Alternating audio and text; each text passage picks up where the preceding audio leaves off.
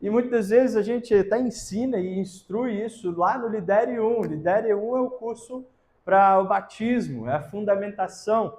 E ali a gente aponta que o Senhor é onipotente, onipresente, onisciente, Ele sabe de todas as coisas, Ele está em todo lugar e Ele tem todo o poder. E isso é conhecido de maneira geral, mas existe um conhecimento de Deus que tem a ver com experimentar e comprovar a boa, agradável e perfeita vontade de Deus. Tem a ver com ter um conhecimento de alguém que entende o que o Senhor está fazendo e trabalha junto com o Senhor. O Senhor nos chama a ter o conhecimento dele e da sua vontade, para que a obra dele, através de nós, aconteça, seja então uma obra concreta diante dos olhos. Nós somos desafiados a nos mover pela fé, mas a partir do momento que você conhece o Senhor e você tem uma experiência por meio da fé, você já não fica mais na dúvida de andar com o Senhor, você já anda naturalmente. E andar com o Senhor não é vir à igreja no domingo à noite. Andar com o Senhor é andar no temor do Senhor. E andar no temor do Senhor é considerar o Senhor antes de tudo e de qualquer coisa você consultar a vontade do Senhor. É assim que os irmãos vivem, amém? Amém, Jesus, né? Estou procurando, né? Mas o temor do Senhor é o princípio de alguém que tem sabedoria, de alguém que anda sabendo colocar o conhecimento em prática. Então, saber colocar o conhecimento em prática é sabedoria. E o Senhor me chama a andar nessa sabedoria que Ele dá e dá em abundância, o que diz a palavra. Amém? E no texto aqui de Marcos, a palavra aponta que havia um homem cego que eles trazem para Jesus e quando trazem para Jesus, a Bíblia diz que num primeiro momento aqui no verso 23, Jesus pergunta se ele estava vendo alguma coisa, e a resposta, já depois de ministrar um início de uma cura na vida desse homem. E aí a resposta desse homem, no 24, ele diz, ele levantou os olhos e disse, vejo pessoas, elas parecem árvores andando.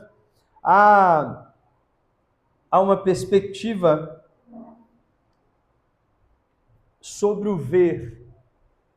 E há duas aplicações verbais aqui, há duas conotações, há dois princípios que para nós que servem como um despertamento para a minha vida. Que no primeiro momento o Senhor pergunta, você vê? E a palavra grega aqui quer dizer, você está vendo com os olhos, você está tomando ciência do que está à sua volta, é uma visão do seu sentido normal. Mas a resposta desse homem é, eu estou vendo pessoas, mas eu estou discernindo árvores. A expressão dele e a tradução mais próxima daquilo que o texto diz é, eu estou vendo pessoas, eu estou percebendo que há pessoas à minha volta, mas eu estou enxergando árvores. E aí o Senhor vem e ministra outra vez, e então os seus olhos foram abertos, sua vista lhe foi restaurada e ele via tudo claramente. Esse ver é uma visão física.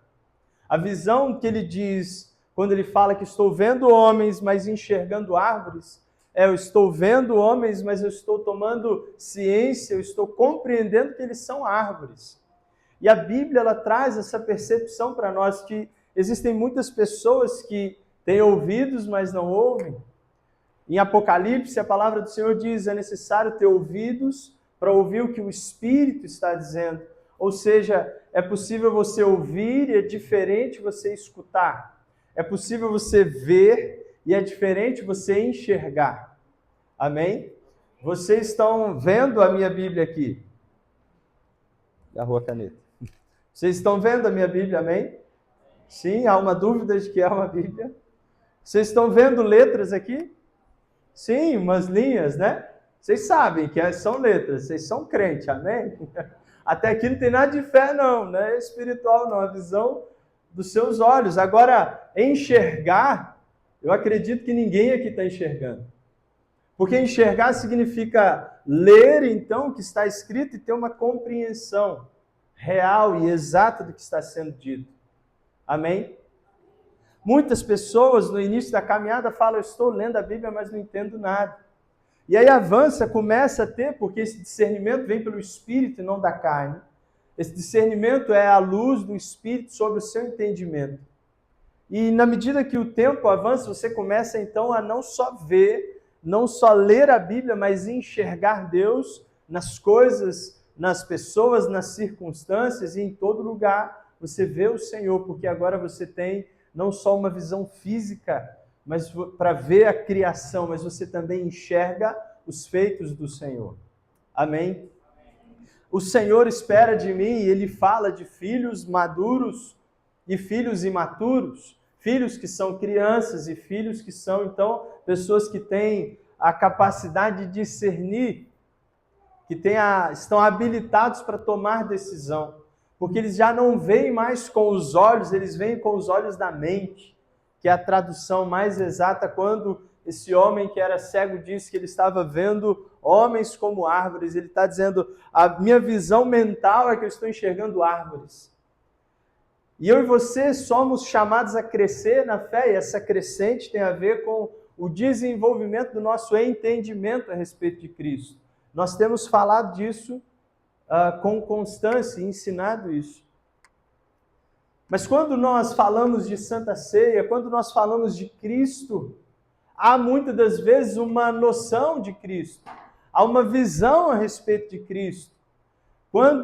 Eu lembro quando eu fui no cinema ver lá a Paixão de Cristo, e quando acendeu a luz não tinha um que não estava com o olho inchado de tanto chorar, e constrangido com aquela luz. Porque nós vimos algo ali, nós vimos um homem sofrendo, nós vimos ali uma noção, e eu acredito que, pelo que eu enxergo na Bíblia, uma fração daquilo que Cristo sofreu. Porque aquele homem não levou o meu pecado sobre ele. Ele não levou as nossas enfermidades sobre ele. O castigo que aquele homem interpreta é um castigo físico. Mas Jesus recebeu o castigo de toda a culpa, de toda a dor, de toda a enfermidade. Ele levou sobre si, amém? Você crê nisso? Porque há muitos que não creem nisso. Há muitos que não creem que Jesus morreu pelas enfermidades também. Mas eu tenho experimentado curas e tenho visto pessoas sendo curadas à minha volta. Eu tenho visto esse Deus que de fato levou sobre si. E o fato de pararmos para orar traz então restauração, porque de fato não só é visível, não só leio isso na Bíblia, mas eu enxergo isso. O Senhor tomou sobre si, ou seja, é algo experimentável, é algo palpável, é algo que eu tomo e como, é algo que eu bebo, porque é algo que tem um sentido muito mais do que religião, muito mais do que o cumprimento. É uma experiência à mesa do Senhor, de alguém que enxerga todo o sacrifício empregado aqui, toda a obra dedicada aqui. É alguém que enxerga que, de fato, algo foi arrancado de sobre nós. E isso sim deve mudar o nosso modo de ser. Isso sim afeta a minha compreensão e deve exigir de mim uma vida e um estilo de vida que compreenda aquilo que eu estou enxergando.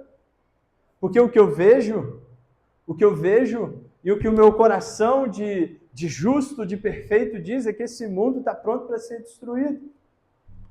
O que eu vejo é a maldade aumentando cada vez mais, mas a palavra ela anuncia isso. Agora, o que eu preciso enxergar é quem sou eu no meio dessa história. Porque há algo me incomodando muito nesses dias a respeito da salvação dos filhos de Deus.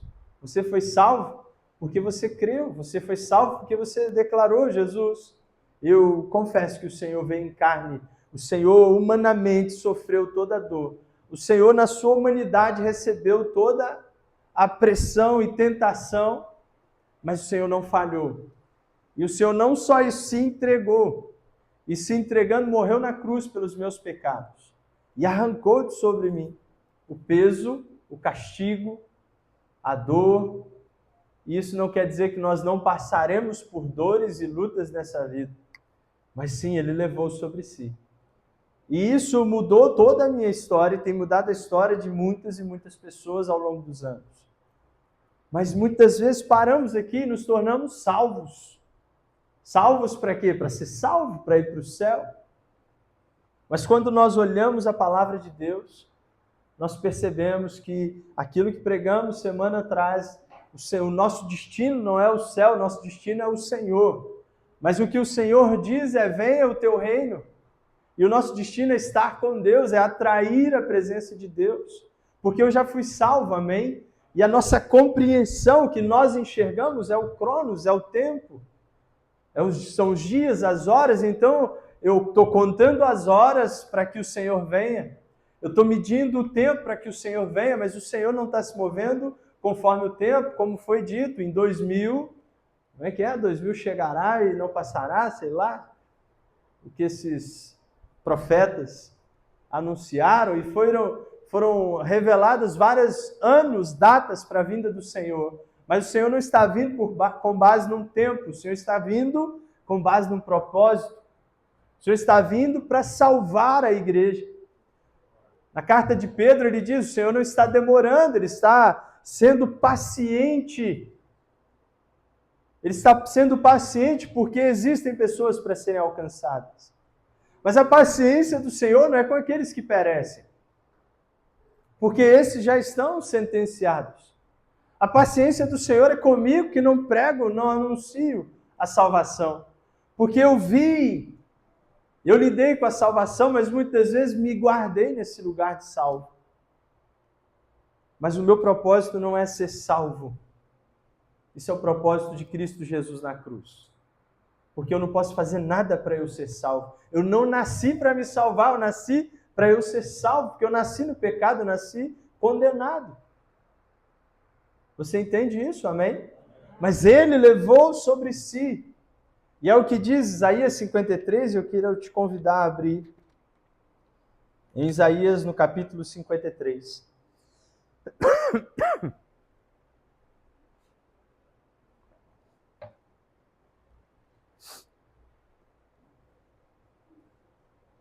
Verso 1.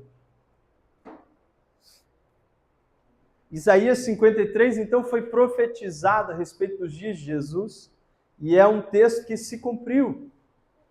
E apesar de nós lermos e vermos o que se cumpriu, nós muitas vezes não enxergamos o que está anunciado aqui a respeito dos nossos dias, das nossas vidas.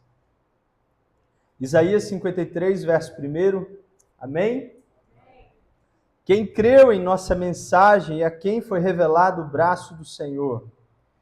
Ele cresceu diante dele como um broto tenro e como uma raiz saída de uma terra seca. Ele não tinha qualquer beleza ou majestade que nos atraísse, nada em sua aparência para que o desejássemos. Foi desprezado e rejeitado pelos homens, um homem de tristeza e familiarizado com o sofrimento. Como alguém de quem os homens escondem o rosto, foi desprezado, e nós não o tínhamos em estima. Certamente ele tomou sobre si as nossas enfermidades, e sobre si levou as nossas doenças. Contudo, nós o consideramos castigado por Deus, por ele atingido e afligido. Mas ele foi transpassado por causa das nossas transgressões, foi esmagado por causa de nossas iniquidades. O castigo que nos trouxe a paz estava sobre ele, e pelas suas feridas fomos curados.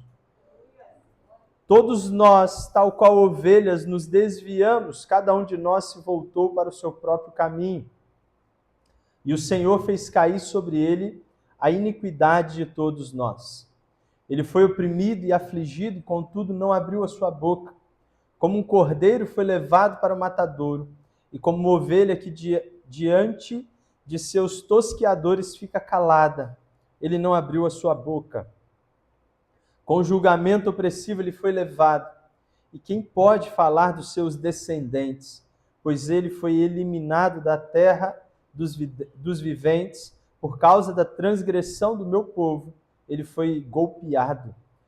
Foi-lhe dado um túmulo com os ímpios e com os ricos em sua morte, embora não tivesse cometido qualquer violência, nem houvesse qualquer mentira em sua boca.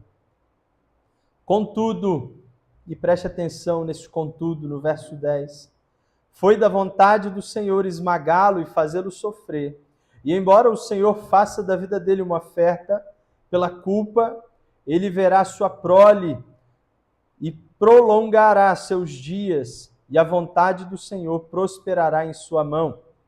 Depois do sofrimento de sua alma, ele verá a luz e ficará satisfeito pelo seu conhecimento. Meu servo justo justificará a muitos e levará a iniquidade deles.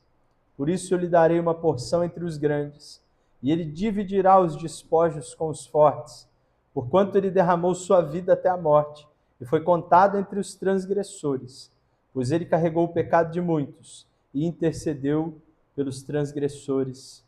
Até aqui. Amém?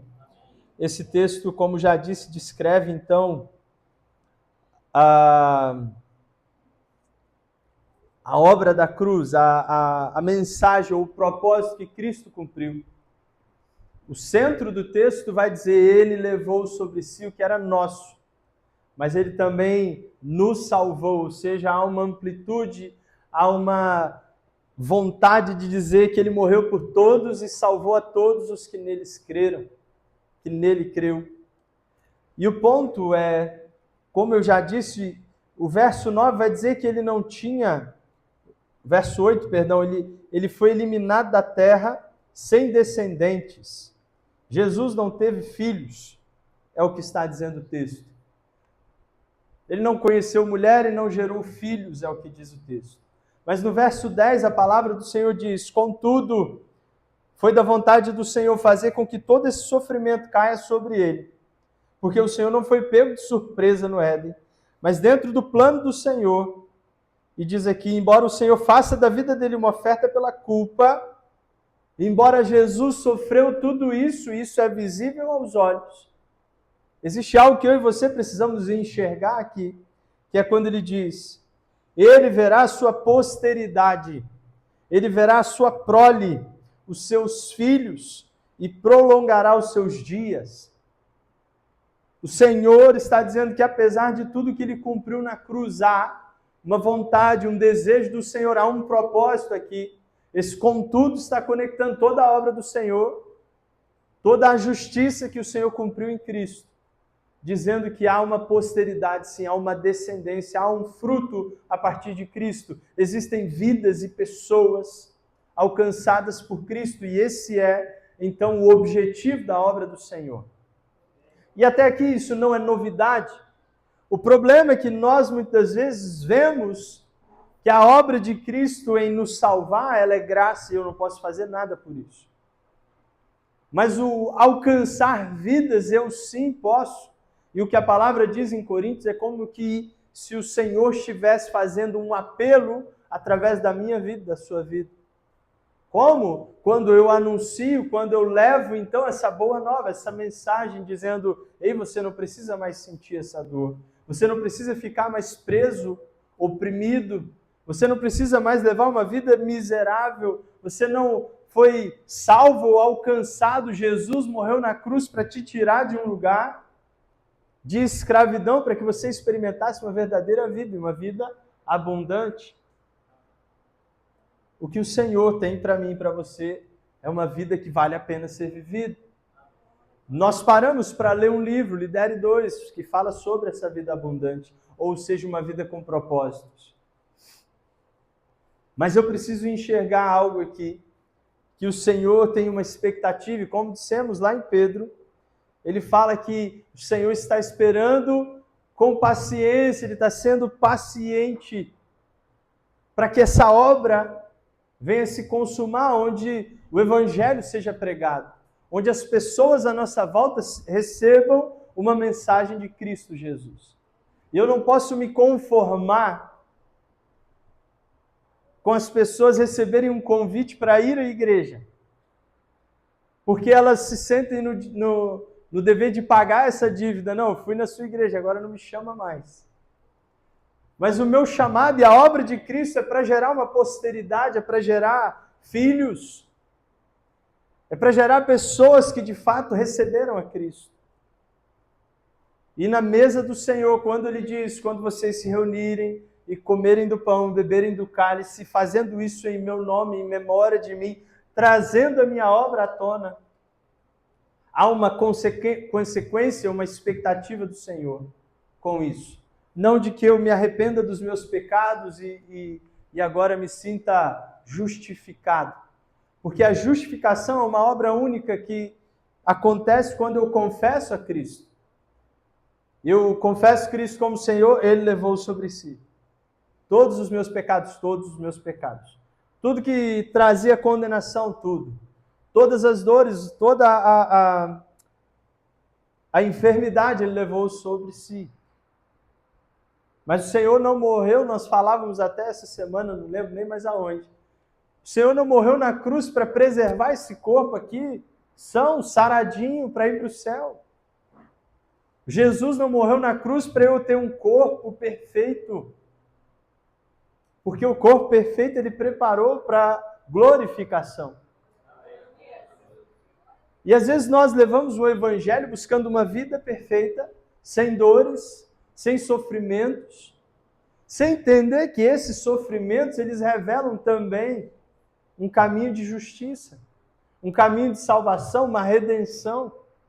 Domingo passado nós paramos para falar sobre a necessidade da igreja olhar e enxergar as famílias que têm filhos ou familiares que têm filhos com o espectro autista. Nós paramos um domingo para dizer que existem pessoas para serem alcançadas. E muitas vezes estão à nossa volta, mas o nosso compromisso não é com isso. E nós vamos comer do pão e beber do cálice que significa uma nova aliança no sangue do Senhor. Nós vamos comer e beber do cálice, comer do pão e beber do cálice, dizendo, Senhor, eu tenho um pacto contigo.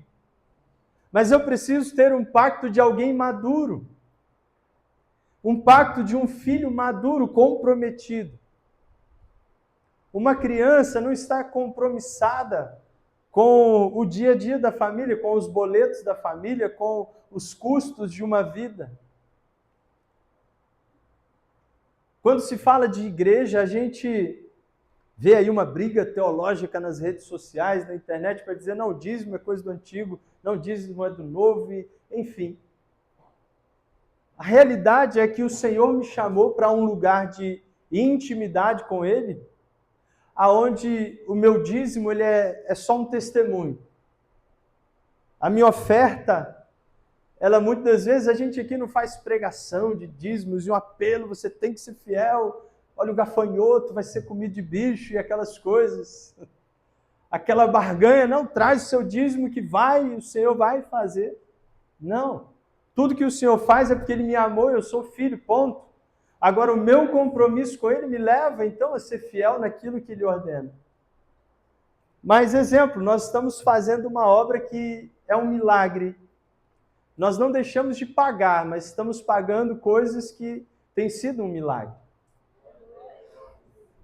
As pessoas que vivem no nível, e não é uma crítica, entenda isso, como um lugar a ser alcançado. Quando eu vivo num lugar ainda de imaturidade, eu dou uma oferta, eu dou uma cota, e pronto, eu contribuí com o projeto. E eu não estou dizendo aqui que você tem que dar nada, porque é o Senhor quem tem feito. Só estou usando um testemunho daquilo que nós estamos vivendo. Agora, as pessoas que estão comprometidas com a obra do Reino de Deus e enxergaram o que o Senhor está fazendo, eles contribuem além de uma cota, eles dizem, pastor, está precisando de algo? Eu vivo isso, tem várias pessoas. Eles doam sua vida, o seu serviço, o seu tempo, revelando um compromisso, porque não tem a ver o valor, mas sim a atitude. A atitude de alguém que compreendeu a obra do reino. Estão entendendo isso? Quando fala de finanças, ninguém quer entender essas coisas. Não, pastor, isso é teologia para outro, não testificou. Mas é um princípio, porque eu não vivo pela fé para dar 10 e colher 20.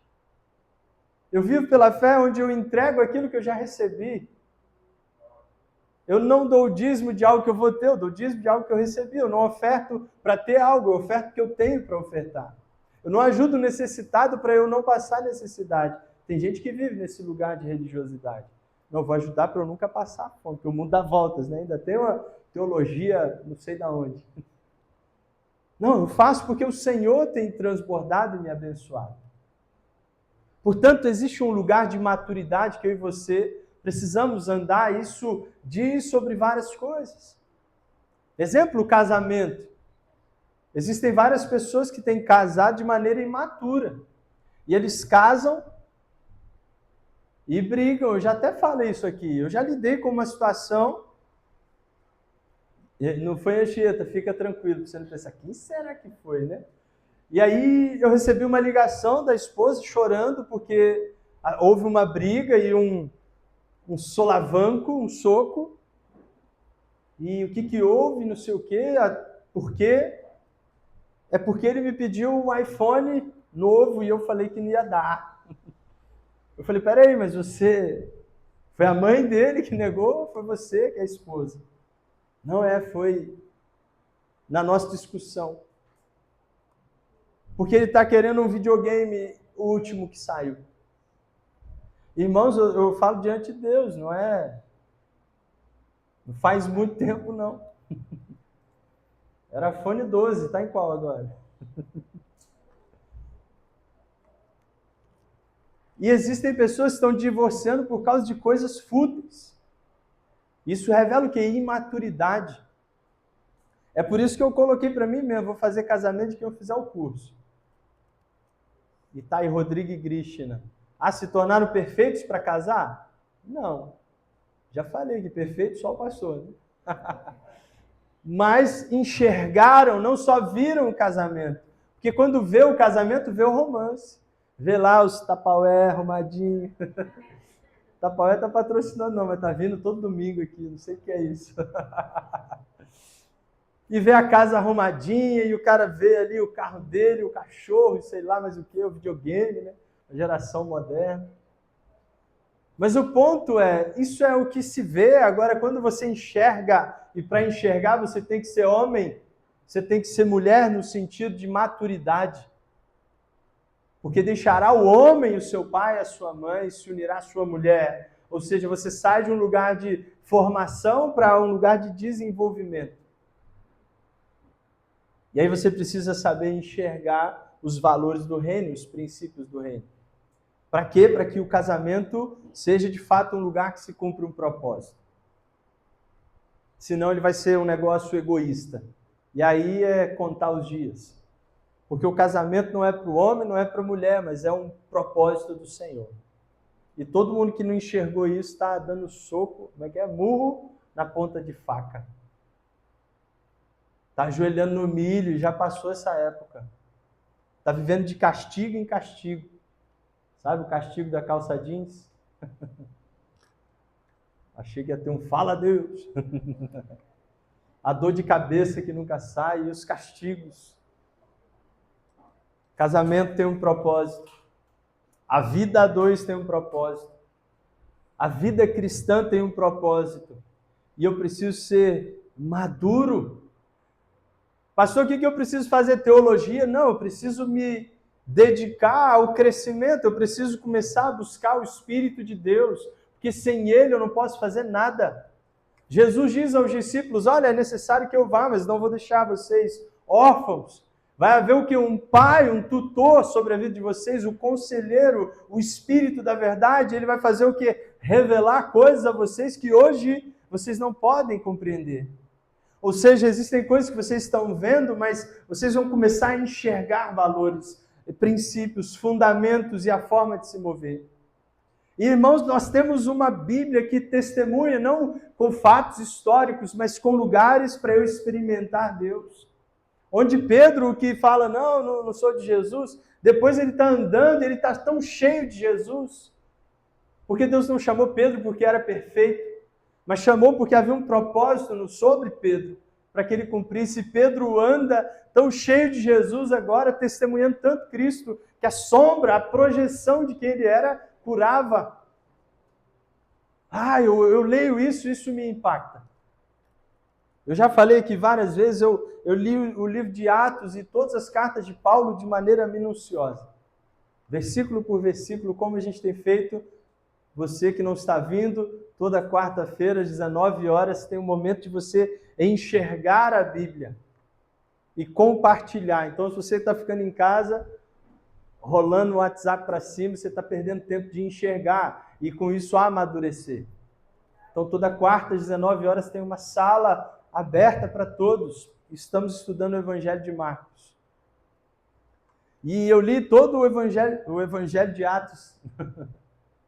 E lendo todo o livro de Atos dos Apóstolos, o que mais me impactou é a igreja de hoje, porque eu olho e me julgo na palavra e sou julgado pela palavra, e ela diz que Pedro e João falam: a gente não tem ouro nem prata, que eu tenho, te dou é Cristo, porque eu me tornei um com ele. Então toma Cristo, levanta, fica curado. Mas a igreja de hoje é aquela que não enxerga Cristo, ela vê Cristo. E ela diz: eu tenho ouro e prata, e o que eu tenho te dou. Toma uma cadeira de roda, toma uma muleta, eu vou pagar seu aluguel, eu vou te dar uma cesta básica. Mas Jesus, ele transforma a vida de todo mundo.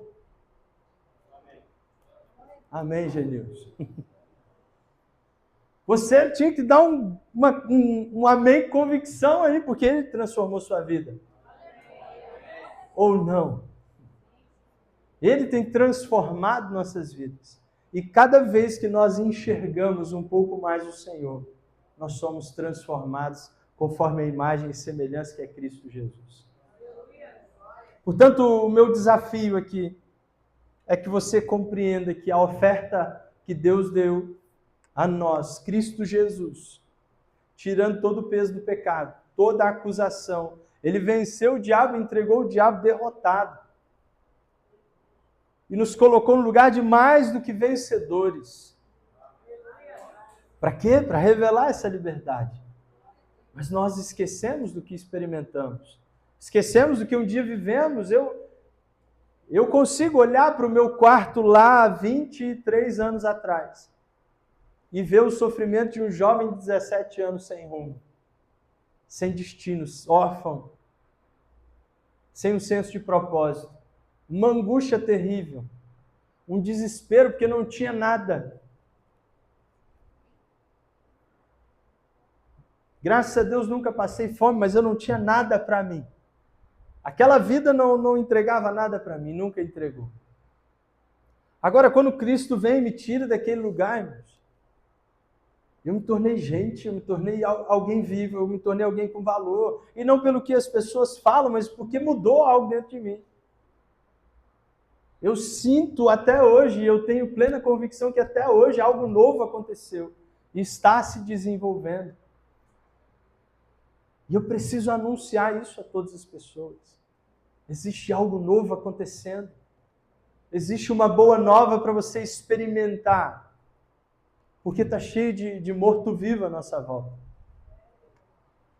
Toda semana uma tragédia nas escolas, irmãos. Toda semana. Eu fui chamado até para pregar na escola essa semana, sobre Páscoa. Estava tudo pronto, mas passando mal. Mas até fiquei, Senhor, intercedendo. Eu falei: guarda as escolas de Anchieta. Livra essa cidade do mal desse tempo. Freia esses homens endemoniados e sabe lá mais o quê. A igreja precisa entender o seu lugar. A cidade, ou melhor, a igreja é medida pelo nível de caos social que há à sua volta. Eu lembro do dia que nós pregamos sobre, com o filme, uma cena rápida do filme Tropa de Elite, quando vem os milicianos e fuzilam um homem na porta da igreja. E aí não se vê a igreja, se vê um homem caído ali. Aí quando a imagem abre, estava lá o nome de uma igreja, que eu não vou falar agora, e aí a porta da igreja fechada. É um filme, mas ali mostrou algo. As pessoas estão morrendo na porta da igreja, porque a igreja está de portas fechadas para o mundo, para os perdidos. E nós precisamos ir. Nós estamos em aliança com Ele para ir, para gerar a posteridade que o Pai espera. Deus vai fazer, e Ele diz que se nós não fizermos, seremos substituídos. As pedras clamarão em nosso lugar. Mas nós temos conhecido o Senhor, amém? temos enxergado os feitos do Senhor. Temos visto as maravilhas de Deus nesses dias em todas as áreas. Todas as áreas. E eu creio que o Senhor quer salvar vidas através de mim e de você. Mas eu preciso estar comprometido nessa aliança. Comer do pão e beber do cálice significa entender que Ele entregou tudo. E entregando tudo, Ele me possui, eu sou propriedade dEle. E o que diz Pedro, me permita aqui só ler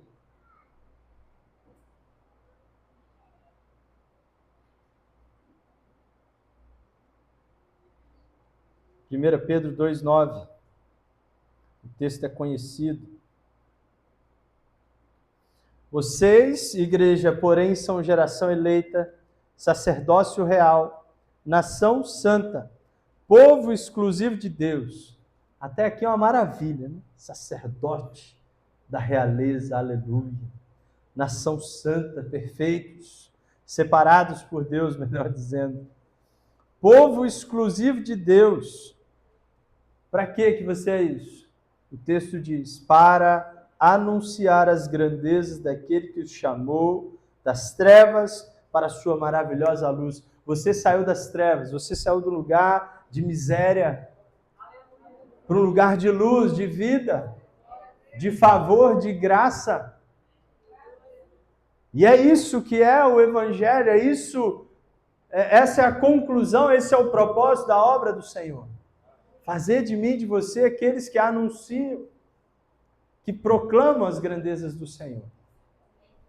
E você precisa sair daqui hoje não triste por causa da ceia, porque a ceia não é um nível para dizer quem pecou pode comer e quem não pecou não pode. A ceia é você estar comprometido com Cristo, esteja totalmente, porque Jesus lava os pés dos discípulos. E Pedro fala, não, comigo não, Jesus. Jesus diz, você está comprometido comigo? Porque se você não deixar eu lavar os seus pés, você não tem compromisso comigo. O que Pedro fala? Lava tudo. Lava tudo, porque eu sou totalmente comprometido contigo. Tudo que você tem é dele. Você não precisa de uma pandemia para te abalar mais. Você não precisa de um caos de enfermidade. Você não precisa de tormentas. Você precisa enxergar, ler, ver com o seu coração. E vendo com o seu coração, você corresponda àquele que te chamou, porque Ele nos chamou. Ele nos chamou para essa obra, amém? Isso é privilégio. Nós precisamos restaurar a visão do privilégio que é ser cristão, que é fazer a obra de Deus, que é ser parte de um corpo. O privilégio que é ser família, família de Deus, posteridade de Cristo. Tudo isso só aconteceu por causa de Jesus. Não há glória humana, não há nada do homem, é tudo o mover do Senhor, porque dele, por ele, para ele são todas as coisas. O Senhor está fazendo, seu casamento está de pé, é obra do Senhor. A comida na sua mesa é obra do Senhor, você precisa ver o Senhor? Não, você já crê no Senhor. Agora se mova por alguém que anda com Deus, enxergando o plano que é acima dos seus. Os planos e os propósitos de Deus são mais altos, mais elevados que os nossos. E para eu andar nesse lugar, eu preciso enxergar. Eu preciso estar buscando ser um com Ele. Eu preciso dar lugar ao Espírito, eu preciso ser íntimo de Deus, uma só carne no Senhor, um com Ele, como Cristo foi um com o Pai. E tendo o Espírito de Deus em mim, eu vou entender e compreender que as coisas que acontecem nesse mundo, ou as coisas de Deus, não são conforme as coisas desse mundo. Porque eu já vi pessoas, num ano não ter nada. Estava compartilhando com o irmão hoje, vendia fruta na BR, vendia fruta para pagar a comida. Mas de repente, 4 anos depois, estava comprando uma propriedade de R$500 mil em Venda Nova. Sabe por quê? Porque ele se tornou um com o Senhor, o trabalho dele continuou o mesmo, só que aumentou a demanda. falaram, não, leva esse carro cheio lá para Minas. E ele começou a levar o carro cheio. E ele falou, não, tá pouco, não tá dando para suprir. E aí ele pegou e comprou um caminhãozinho, um baúzinho maior e começou a levar esse baúzinho. E aí os outros mercados vieram atrás dele e falaram, pô, você traz morango? Traz para mim também. Mas o que você traz aí é pouco, e 2 viagens não davam. E ele comprou um caminhão daqui até a porta, 0. Um caminhão 0. E gastou lá 200 e tantos mil, comprou um caminhão 0. Ele levava aquele caminhão 2 vezes por semana, porque uma já não dava conta. Porque as bênçãos do Senhor, as correm te alcançam. Isso não tem a ver com prosperidade financeira. Isso tem a ver com o alinhamento de você com o Senhor. Porque a vida nos trata de buscar questões ou uma busca financeira, mas em se adequar e entender, Senhor, o que o Senhor quer de mim. Porque eu vi essa mesma família ser abalada no seu casamento e quase ruir. Mas por causa do entendimento de quem eles eram no Senhor, se humilharam, se reconciliaram, se perdoaram e avançaram. Porque há um entendimento de que há um plano acima deles. E em tudo que você tocar vai prosperar.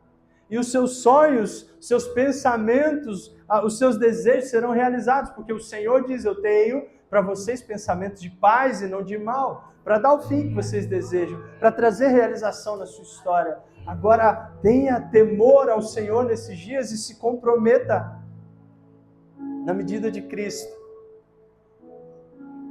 Porque a medida de Cristo é ame o Senhor com toda a tua força, alma e entendimento. Amém? Enxergue o querer do Senhor sobre sua vida e se comprometa com os planos de Deus, porque aí consiste vida. Aí há vida e vida em abundância.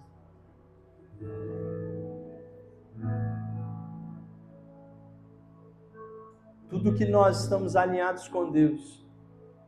Eu já estive em movimentação de campanha publicitária, porque tinha um profissional empenhado, anúncio no jornal, recente isso, né? Anúncio no jornal, rádio, propaganda, para fazer um evento para homens, uma conferência de homens. A expectativa eram 2.000 homens, deu 400 homens. Agora eu já vi evento que não se gastou R$1 para divulgar. E de repente dizer, não, acabou, não tem como inscrever mais ninguém.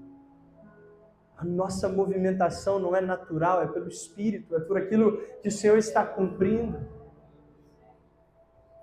E Ele te alcança para cumprir. Então, não brigue com Deus, se comprometa com Deus. Amém? Vamos nos colocar de pé. Os irmãos que vão nos ajudar a servir, por favor.